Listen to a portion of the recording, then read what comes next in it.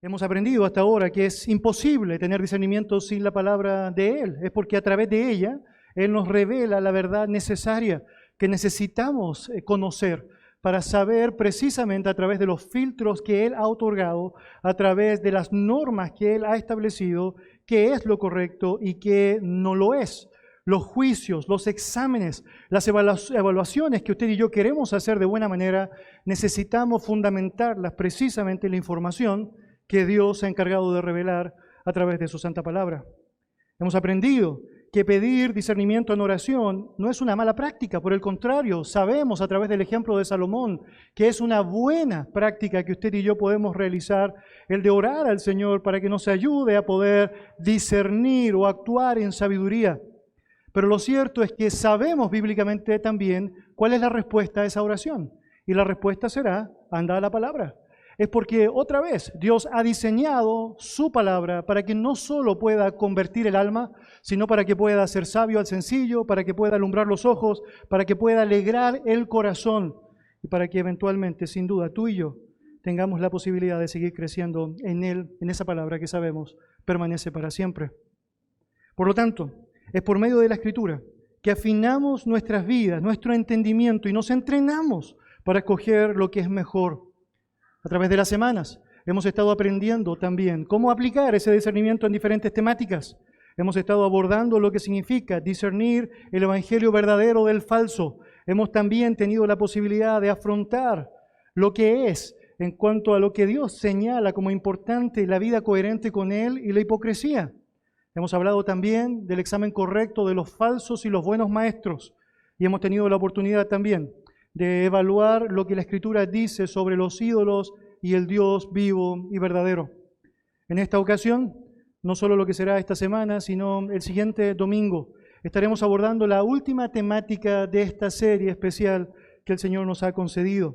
Y va a involucrar de manera específica el cómo movernos cuando tenemos diferencias de opinión en relación a lo que es la libertad cristiana. Cómo movernos cuando tenemos diferencias de opinión en relación a lo que es la libertad cristiana. Ahora bien, mientras me acompañas, por favor, en tu Biblia, a Romanos capítulo 14, de donde vamos a desprender nuestra lección hoy día. Permíteme señalar que no voy a hablar aquí de aquellas diferencias de opinión que tienen que ver con formas incorrectas de asimilar la verdad que Dios ha establecido. Es decir, cuando Dios dice que algo es bueno, obviamente no hay gran oportunidad para luchar con quién está haciendo lo correcto o lo incorrecto. Si obedeces aquello que Dios dijo que estaba bien, estás haciendo lo correcto. Si desobedeces, no lo estás haciendo. Por lo tanto, no vamos a hablar sobre esas diferencias de opinión en donde Dios claramente ha determinado moral y bíblicamente qué cosa es impresentable. Si tú vienes a mí y me dices que robar es bueno y Dios ha dicho que robar es malo, bueno, lo cierto es que sabemos automáticamente, según la Escritura, que estás mal. Y lo que debo hacer al respecto no es solo amonestarte, exhortarte, alentarte a cambiar, sino también comprometerme con lo que significa tu propia restauración al respecto. Lo que vamos a hacer específicamente hoy es hablar sobre aquellas diferencias de opinión que bíblicamente podemos tener, aquello que se llama popularmente como áreas grises o temáticas neutras, en donde la Biblia no ha mandatado claramente lo que hay que hacer o no hay que hacer, no ha prohibido específicamente alguna cosa al respecto. Por lo tanto, tú y yo, en el ejercicio de nuestra libertad cristiana, tomando principios de su palabra, tenemos que tomar determinaciones. En ese contexto, en el marco de esa libertad, tú y yo podemos diferir. Y el punto en las Escrituras es cómo vamos a abordar esas diferencias que específicamente vamos a enfrentar. No son pocas las congregaciones que se han dividido por un mal tratamiento de estos asuntos de opinión, de estos asuntos en donde tenemos la posibilidad de discernir personalmente qué es lo que vamos a hacer.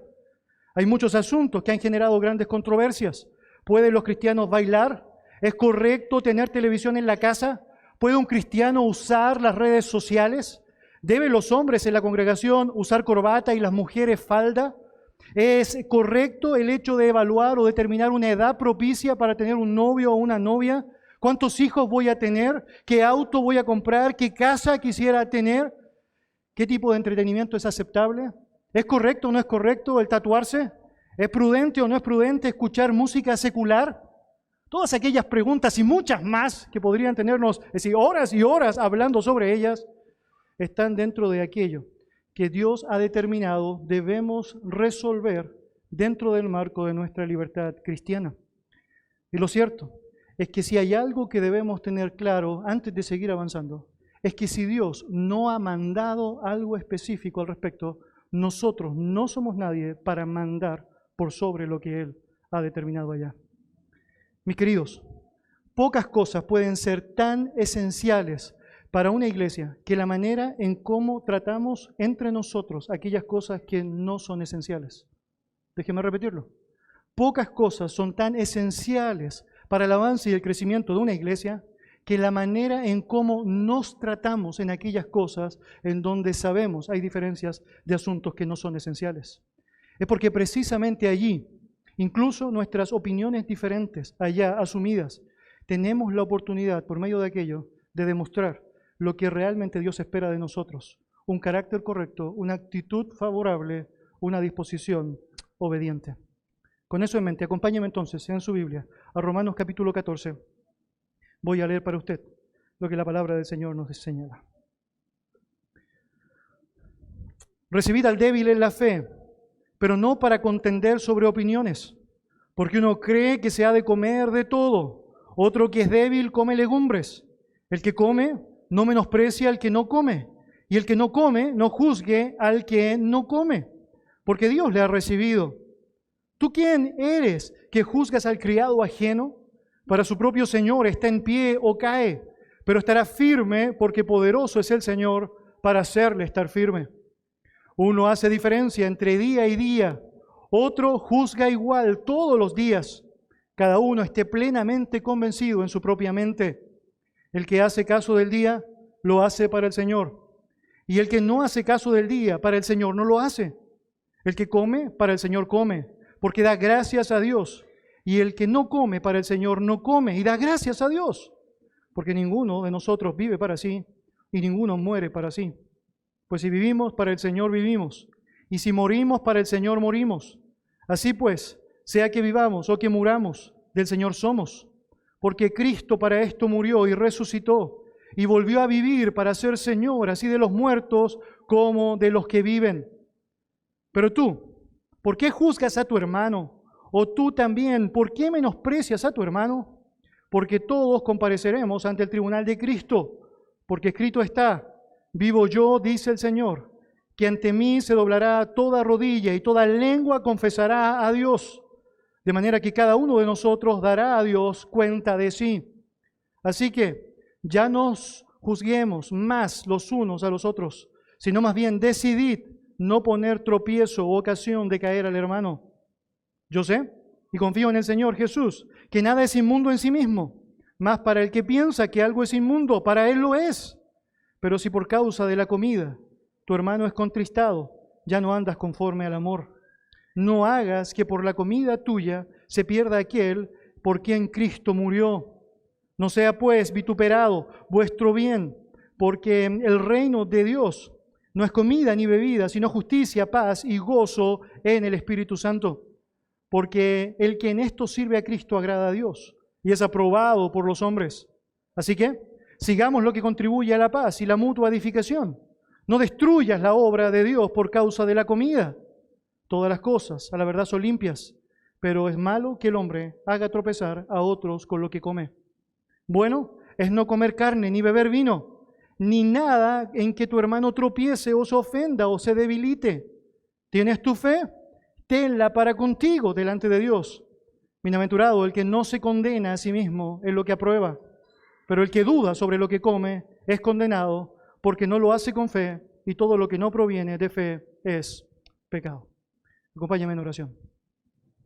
Señor, necesitamos tanto de ti, Señor, en todo momento, Señor, en cada lugar. Y Señor, en particular, cuando vamos a tu palabra, queremos, Señor, pedir de tu gracia. Especialmente, Padre, porque sabemos, somos personas falibles, luchando permanentemente con el pecado, expresando, Señor, las debilidades constantes de nuestra carne y que requieren, Señor, de tu ayuda, de tu gracia, del poder precioso del Espíritu Santo para poder ir a tu palabra y extraer de ella precisamente lo que tú deseas comunicar con tu pueblo. Señor, ayúdanos a prestar atención, a tener nuestros oídos dispuestos, nuestro entendimiento preparado, nuestro corazón abierto para aquello que tú quieres enseñarnos.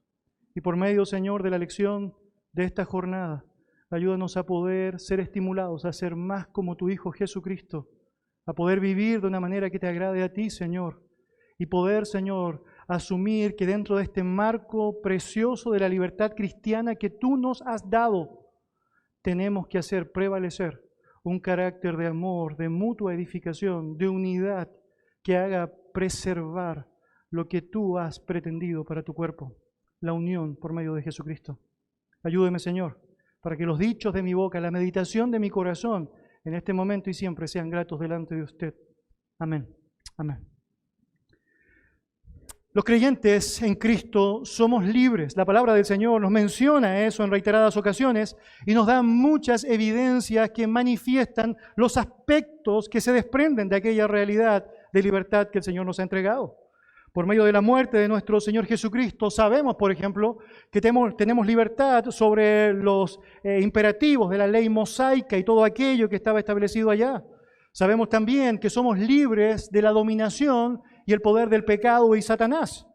Y sabemos también, de una manera muy interesante, que aunque no siempre lo consideramos, que tenemos libertad de la dominación de los hombres sobre nuestras conciencias. La dominación de los hombres sobre nuestras conciencias. Permítame explicarlo así.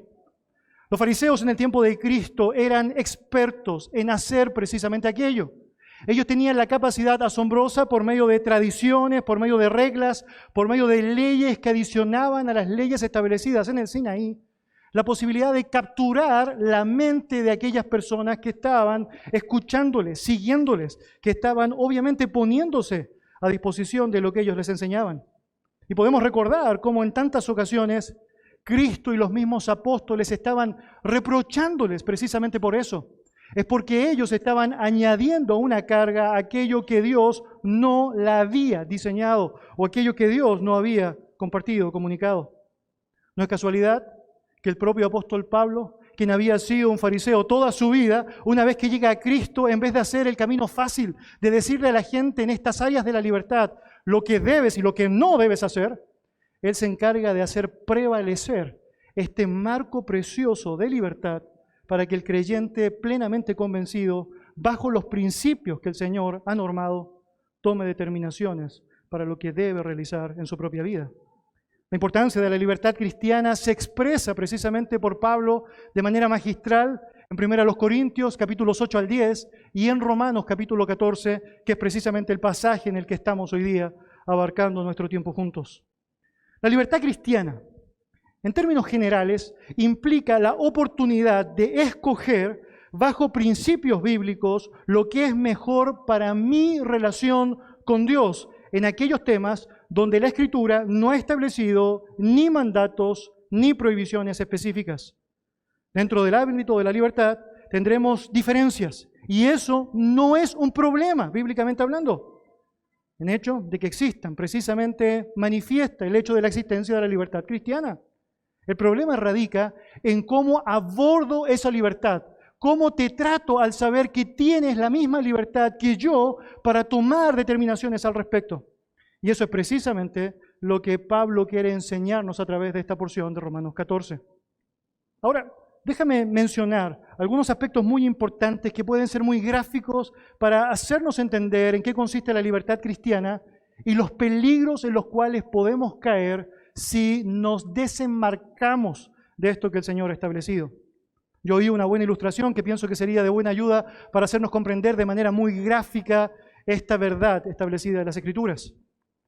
Tenemos allá un amplio camino, es el camino de la libertad cristiana. Y todos nosotros, aquellos que hemos sido salvos por los méritos de Jesucristo, tenemos la oportunidad de movernos allá. El punto es que a los extremos de cada uno de los lados de este camino tenemos precipicios, tenemos caídas, tenemos peligros que nos sacan precisamente del ejercicio de esta libertad. Por un lado, tenemos un extremo que es tremendamente peligroso Y se llama en las Escrituras el legalismo. El legalismo. Precisamente el legalismo lo que trata de hacer es establecer reglas simples y rápidas sobre asuntos en los que las Escrituras guardan silencio. Hay personas a las que les gusta, les encanta ser absolutamente regulados con sus vidas. Y eso no es un problema en sí. El problema es cuando deseo que todos hagan lo mismo que yo hago, aún asumiendo que Dios no ha dicho aquello.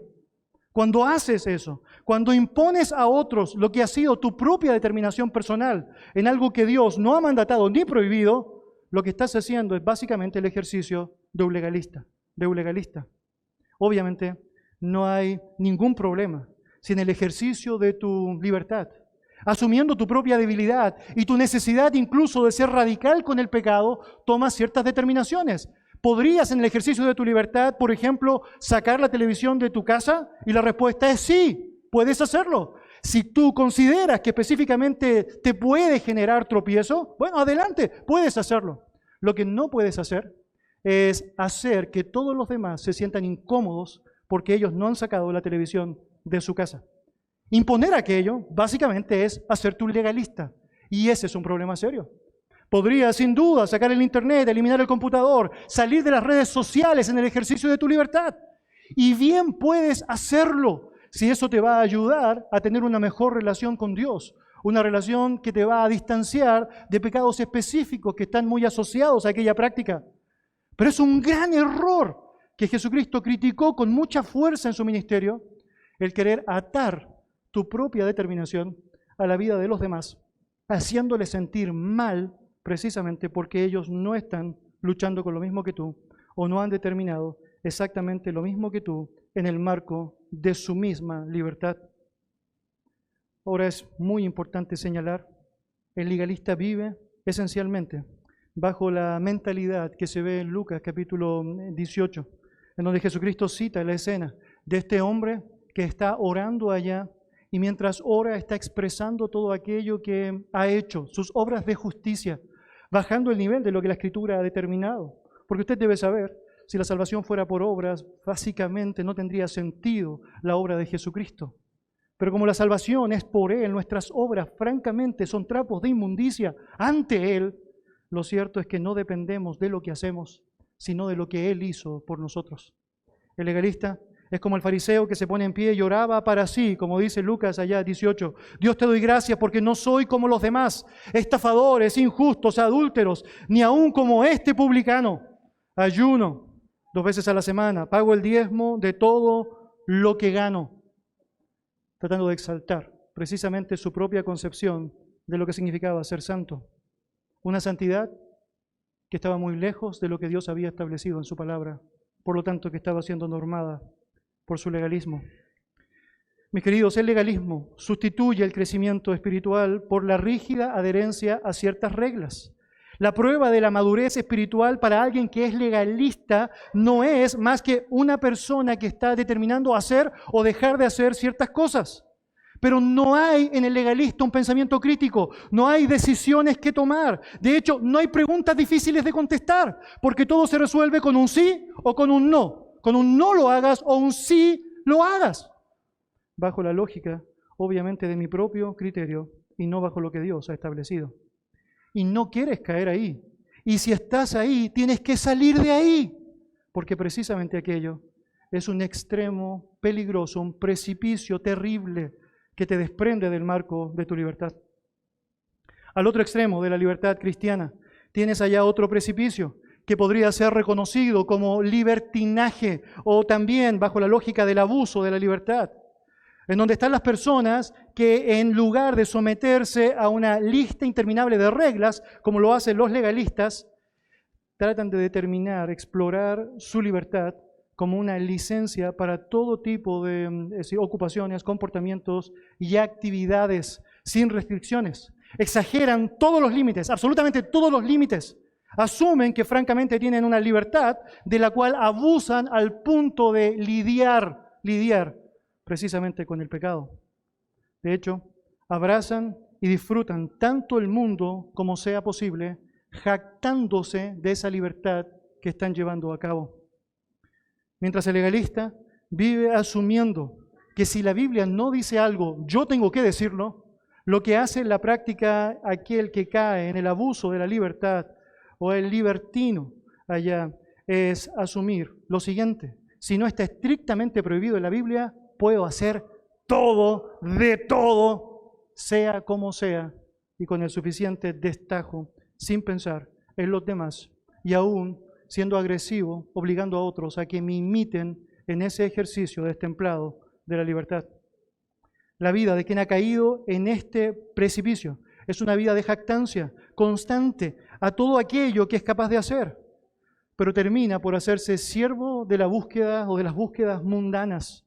Termina claramente allá, acercándose a esta línea que existe entre la libertad y el pecado, y está tan cerca del pecado que no es difícil que pueda caer allá. Pablo, refiriéndose precisamente a personas que estaban en este extremo, señala allá en 1 Corintios capítulo 10, versículo 12, así que el que piense estar firme, mire que no caiga, mire que no caiga, porque te jactas tanto de esa libertad que asumes tener, que terminas por caer en el mundo, con las prácticas del mundo, con las motivaciones del mundo, con la vida del mundo. Mis queridos, el patrón bíblico para hacer frente a las áreas grises de la vida no se encuentra en ninguno de estos dos extremos o precipicios. En ninguno de esos dos lados tienes que estar. Ambos conducen a prioridades y perspectivas peligrosamente sesgadas. Los legalistas tienden a aislarse y someter a toda área gris en un molde, en blanco y negro, un molde inflexible. Para ellos, todo el mundo fuera de su fortaleza de reglas, incluyendo otros creyentes, son pecadores descarriados.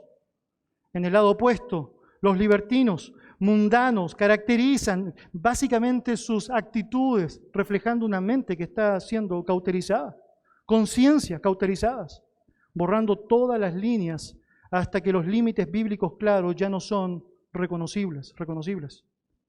No piensan en el ejemplo que dan o la tentación a la que su estilo de vida está invitándoles a caer. Y cualquier instrucción acerca de una moderación disciplinada se condena de parte de ellos como legalismo. Si bien esas dos cosmovisiones que acabo de plantear no podrían ser más diferentes, en la práctica son dos caras de la misma moneda. La razón de aquello es que ambas tienen la misma capacidad de confundir a los creyentes, en cuanto a un entendimiento correcto de lo que es la libertad cristiana. Libertad en Cristo, mis queridos, no es algo para inventar, como lo hacen los legalistas, ni es una licencia para vivir como tú quieras, como lo hacen los libertinos.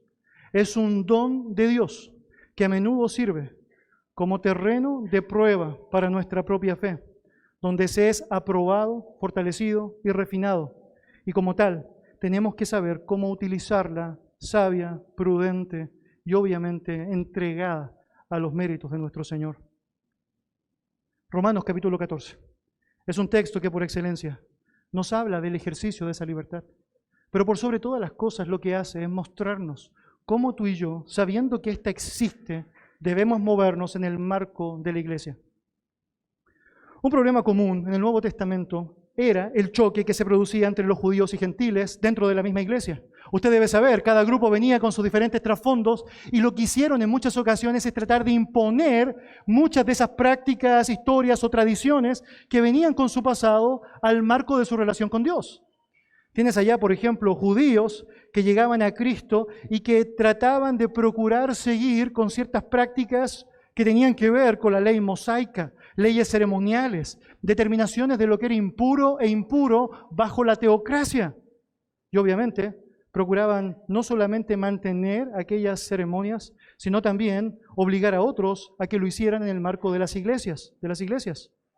Los judíos no solo seguían con muchas de estas prácticas que implicaban la dieta alimenticia del Antiguo Testamento, también la lógica de los días específicos como el día de reposo u otros, e incluso los sacrificios en el templo, siendo cristianos, sino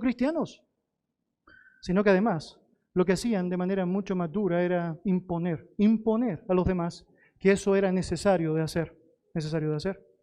Obviamente los gentiles que recibían estas indicaciones de los judíos se resistían a aquello precisamente porque sabían lo que habían aprendido sobre el nuevo pacto, sobre las lecciones de los apóstoles, y eso generaba una disputa bien marcada entre ambos grupos. Los gentiles, quienes venían de un trasfondo abiertamente idolátrico, pagano, claramente sabían que no debían limitarse a ciertos sacrificios, no tenían ningún tipo de dieta normada y francamente no les importaba para nada la lógica de los días especiales judíos. Por lo tanto, aquí teníamos un choque intenso. Y aunque muchos gentiles luchaban con ciertas cosas, como por ejemplo menciona 1 Corintios 8, el comer carne sacrificada a los ídolos, porque les recordaba esta práctica pagana antigua, lo cierto es que no podían alinearse correctamente con los judíos en el marco de la iglesia. Y allí tienes dos grupos con opiniones bien firmes y bien marcadas que tienen que coexistir y que no lo están haciendo bien. Por lo tanto, Pablo necesita manifestarlo. Déjeme ser franco con usted, aquí tenemos un grupo tremendamente variable de personas, distintos trasfondos, distintas motivaciones, distintas formas de haber aprendido ciertos conceptos. Algunos que vienen de diversas religiones o grupos sectarios, otros que aparentemente llegaron directamente a lo que fue la verdad después de ser abiertamente ateos o agnósticos. Personas que tienen una formación familiar, tal como fueron criados, personas que quieren deformar esa posición por las complicaciones que significó aquella forma de crianza. Y la Biblia dice, eso será una realidad. Y somos responsables de saber cómo vamos a hacer prevalecer lo que Dios quiere en el marco de esa misma realidad.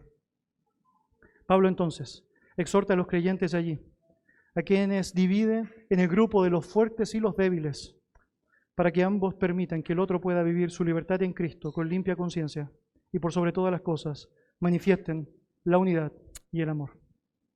Acompáñeme allá, Romanos capítulo 14, versículo 1. Vamos a ver hoy día dos principios específicos en el marco de esta libertad cristiana que debemos tener muy presentes para poder coexistir sabiamente honrando a nuestro Dios. Dice versículo 1 lo siguiente: recibid al débil en la fe. Y ahí nos vamos a detener.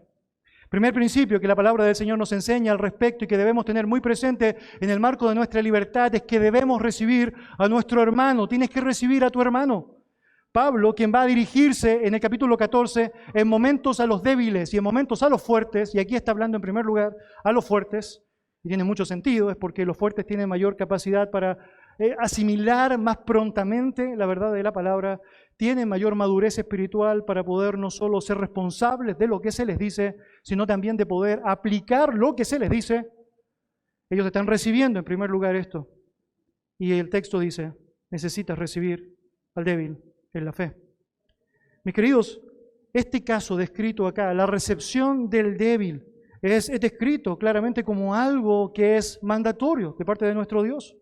No es una opción, es algo que debes hacer. Debes estar dispuesto a saber que es necesario establecer una comunión correcta, dar la bienvenida, acoger correctamente a aquel que es tu hermano, que está en el mismo marco de tu congregación y que francamente, según las Escrituras, es catalogado como un débil, como un débil. Ahora bien, muy importante señalar esto, este débil no es un incrédulo. De hecho, vez tras vez, mientras avancemos en el desarrollo de este capítulo, nos daremos cuenta, francamente, que está hablando de un creyente que es recibido por el mismo Señor, que tiene la misma autoridad, que el Señor está actuando, dando información correcta de cristiano a él, y que francamente demanda una reacción también al respecto. Ahora, varias cosas para decir. La palabra débil, que aparece descrita acá en su composición original, nos habla de una condición temporal. Eso es muy interesante. Y eso nos ayuda mucho para entender nuevamente por qué es un creyente.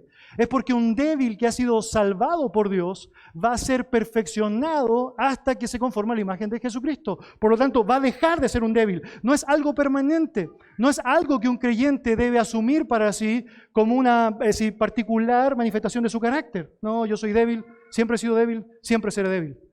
Un creyente que siempre vive bajo esta lógica de debilidad, es decir, francamente, debe evaluar su condición, porque no está evidenciando ser un creyente.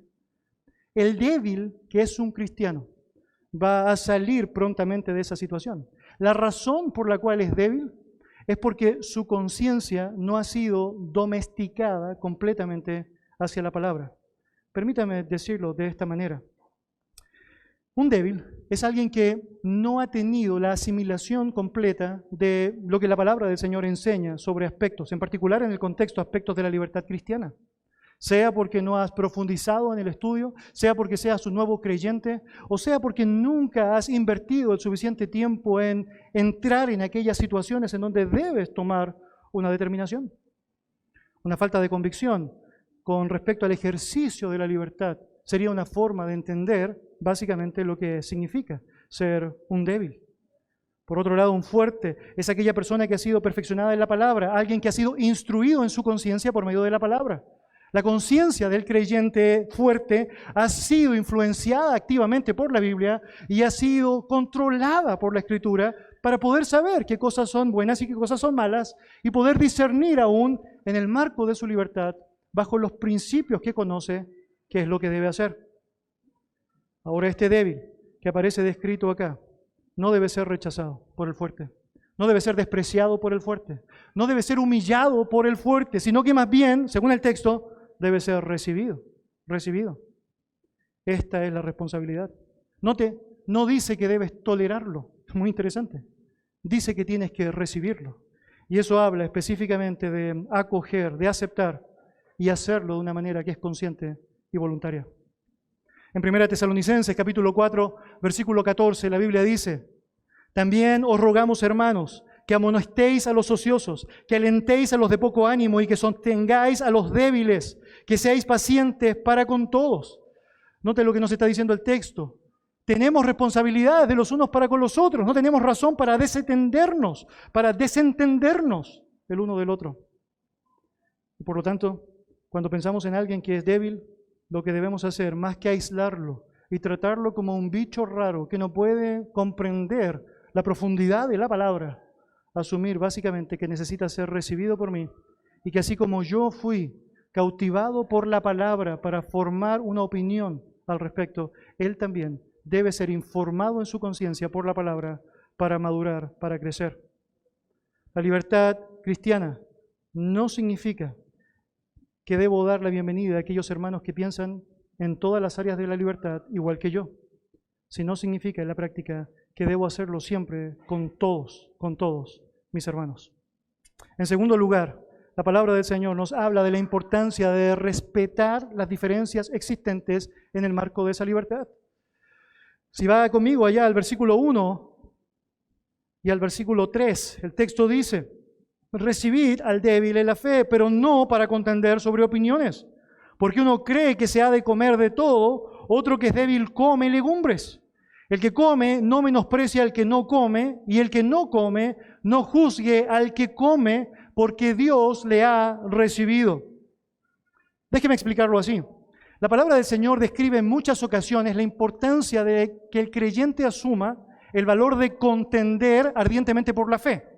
Judas, por ejemplo, el capítulo 1, versículo 3, dice exactamente aquello, que debemos contender ardientemente por la fe una vez dada a los santos. Es decir, la línea doctrinal que Dios te ha dado, la argumentación doctrinal que Dios ha manifestado en su palabra, debe ser defendida sí o sí por nosotros.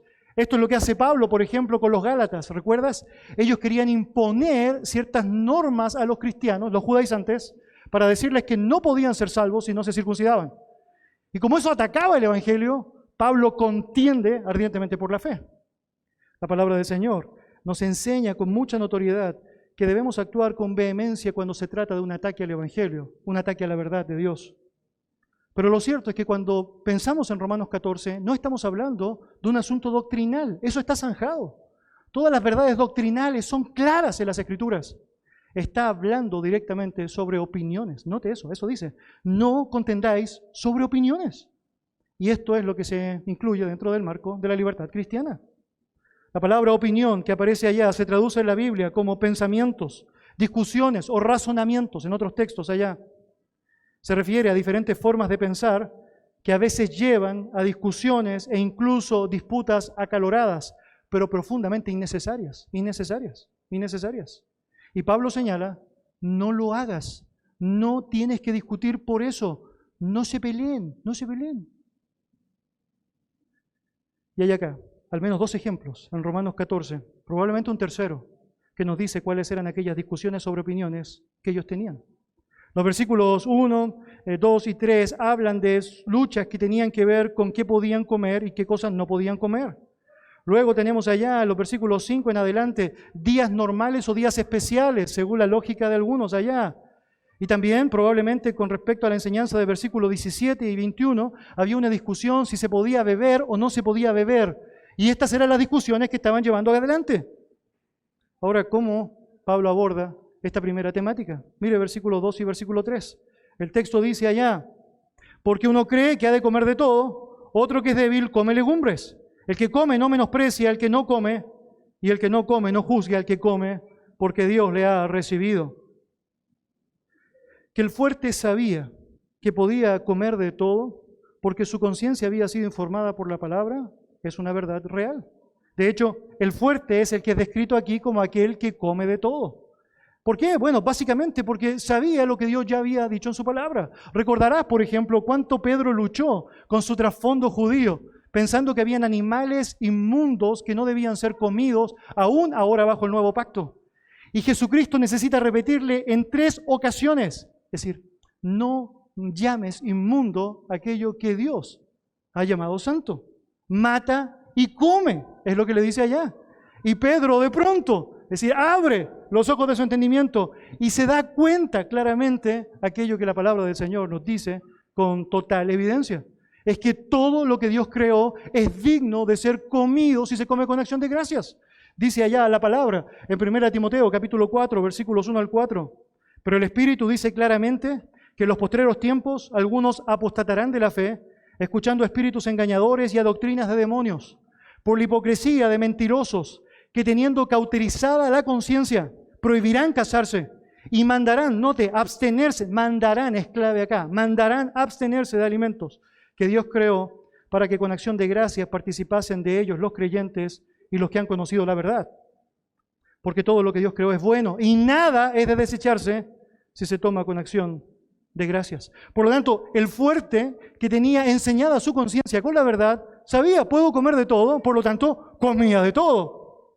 Por otro lado, el débil había determinado comer solo legumbres. Se había determinado a sí mismo abstenerse de ciertos alimentos. Ahora el débil, claramente, asume esta realidad, porque había un trasfondo que le llevaba a considerar aquello. Cuando pensamos en el trasfondo de Romanos 14, ¿o no?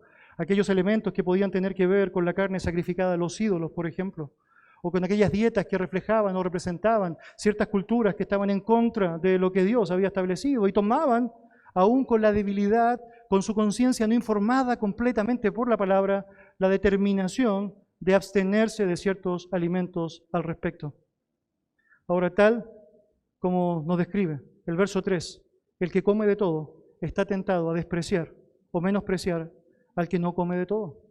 En cambio, el que come solamente legumbres está tentado a juzgar o criticar al que come de todo. En realidad, no hay tanta diferencia en el texto entre lo que significa juzgar y menospreciar. En ambos casos, la persona cree que está en condición de evaluar la conducta del otro y evaluarla como deficiente. Y ahora Pablo le escribe directamente al débil en la fe y le señala al finalizar allá el verso 3 que Dios mismo le recibió. Dios mismo ha recibido al fuerte, por lo tanto no hay causa de despreciarle porque éste come de todo. Ahora el punto es bien interesante, mis queridos, y creo que vale la pena que pueda tomar algunos segundos más acá en este asunto para poder llegar a una conclusión correcta de lo que el Señor espera que asimilemos. Ni siquiera para Dios es un asunto controversial el tema de la comida. Y eso es precisamente lo que está enseñando el texto. Al decir que Dios ha recibido tanto al fuerte como también mandando al fuerte a que reciba al débil, Él está señalando, para mí no es un gran conflicto el asunto de la comida.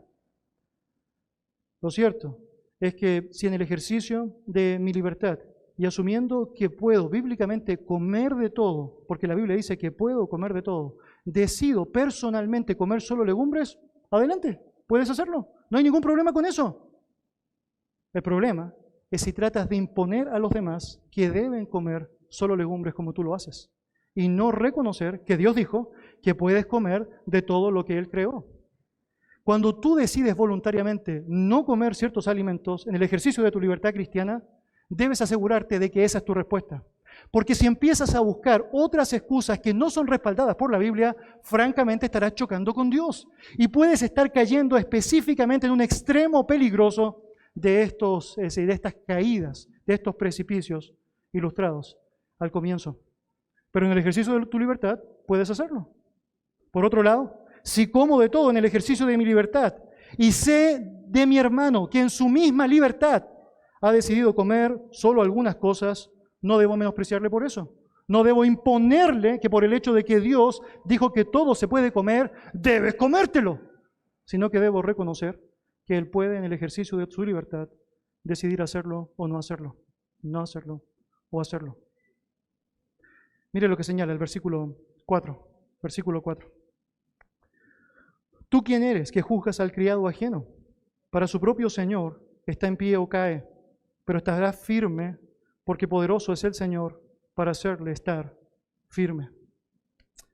El apóstol se dirige ahora en segunda persona, en el versículo 4, a la persona que en el versículo 3 se describe como el que no come, es decir, el débil, pero que juzga al que come. Se le desafía mediante una pregunta que tiene que ver con pensar el derecho que tiene para imponerle carga al otro en aquello que Dios no ha impuesto carga. De hecho, utiliza el término criado. ¿Quién eres tú que juzgas al criado ajeno? Es muy interesante esa palabra allá. Es porque está hablando específicamente de aquella persona que realizaba un servicio doméstico. Es decir, tenía la responsabilidad de un jefe. Ahora, si yo hago bien o hago mal mi trabajo, ¿quién tiene que evaluar eso? Mi jefe. Entonces nota el argumento de Pablo. Dice, ¿quién eres tú para estar actuando como jefe de alguien que no es tu empleado? Porque en el ejercicio de la libertad cristiana, nadie es tu empleado. Es el jefe, es la autoridad, es el dueño de este siervo, el que tiene que determinar si este hombre está en pie o cae. Pero según el texto, estará firme porque poderoso es el Señor para hacerle estar firme, firme. Mis queridos, es el Señor el que permite que los creyentes en el ejercicio de su libertad puedan encontrarse firmes o caer. Ahora nos ayuda mucho ver la forma en cómo Pablo termina esta porción, diciendo que poderoso es el Señor para hacerle estar firme. Pablo pasa de la ilustración de este criado a la aplicación directa de esta porción. Mis queridos, es una declaración de la seguridad final de lo que significa la fidelidad del siervo del Señor. Se debe notar que esa seguridad no depende de lo que el hombre en su propia fuerza pudiese hacer como siervo, sino específicamente del poder de su Señor. De hecho, eso es lo que señala allá, porque poderoso es el Señor para hacerle estar firme. Poderoso es el Señor para permitirle mantenerse firme en el ejercicio de su libertad cristiana. Mis queridos, uno de los grandes errores que muchas veces personas han cometido es no querer hablar mucho sobre el aspecto de la libertad cristiana. La razón es porque existe esta idea que nos señala que si le enseño a las personas que todo aquello que Dios no mandó o aquello que Dios no prohibió es algo que está dentro del marco de lo que debes determinar bajo principios bíblicos, puede hacer que las personas finalmente, es decir, se alejen, caigan desmesuradamente en todo lo que significa un sinfín de prácticas impropias. Y lo cierto es que esa es una realidad. Es decir, las personas pueden caer en uno de los dos extremos de la libertad y necesitan salir imperiosamente de allá. Y si es que has notado algo de eso en esta porción de su palabra, necesitas con vehemencia arrepentirte y salir rápidamente. El ejercicio de nuestra libertad, que involucra conocer los principios que Dios ha dado y los cuales serán y continuarán siendo dados en nuestro próximo tiempo, el siguiente domingo, debe ayudarnos específicamente para saber que Dios nos responsabiliza de poder actuar de manera fiel, de manera leal, de manera obediente a lo que significa una conciencia informada y lo que significa su obra de gracia para ayudarme a honrarle, sea cual sea la determinación que tome dentro del ejercicio de mi libertad. Acompáñame en oración. Señor, te damos muchas gracias por darnos la oportunidad de poder comenzar esta última sección, Señor, de esta serie de estudios sobre el discernimiento. Dios y Padre amado, te damos muchas gracias porque sabemos que finalmente tu palabra nos alumbra, Señor, nos aclara, Señor, de una manera tan poderosa, tan preciosa. Y te agradecemos enormemente por eso, Señor, porque eres bueno, porque para siempre es tu misericordia. Y porque, Señor, nos permites actuar en responsabilidad en aquellas áreas en donde deseas que maduremos, que crezcamos y que avancemos, Señor. Señor, ayúdanos a entender que aún en las diferencias que podemos tener de opiniones en el marco de tu iglesia, opiniones que son asumibles que existan, hagamos prevalecer las pautas que tú nos enseñas. Hasta ahora, Señor, tal como hemos aprendido, recibir a aquella persona que piensa distinto a mí en aquellas cuestiones de opinión. No apartarle, no rechazarle, sino reconocer su existencia. Y aunque podemos saber que existe una debilidad porque su conciencia requiere seguir siendo enseñada en la palabra, yo te recibo, yo te acojo, yo te amo. Yo hago prevalecer por sobre todas las cosas aquel principio que es el más importante, el término más excelente de todos, el amor. Señor, también ayúdanos a respetar la diferencia y asumir, Señor, que en el marco de esa libertad tú nos permites el poder establecer ciertos criterios personales que no necesariamente van a ser iguales a los de mi hermano, pero que con una vocación clara, la de honrarte, la de servirte, la de glorificarte, está siendo manifestada, Señor, para el bien de tu cuerpo. Gracias, Dios, por tu palabra. Somos bendecidos. Gracias, Dios, por poder escucharla juntos en un mismo sentir, en un mismo parecer, aferrados a la lógica de tu doctrina, a la lógica de tu poder. En el nombre de Jesús. Amén. Amén.